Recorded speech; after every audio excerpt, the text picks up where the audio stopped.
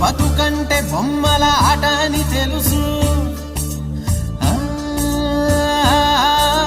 కథ అని తెలుసు, కథ అని తెలుసు, కథలన్నీ కంచికే చేరునని తెలుసు. తెలుసు తెర తొలుగుతుందని, తెలుసు తెల్లారుతుందని, తెలుసు ఈ కట్టె పుట్టుకుమంటదని, తెలుసు ఈ మట్టి మట్టిలో కలిసిపోతదని. ఇన్ని తెలిసి ఇరకాటంలో పడిపోతావు ఎందుకని? మాయ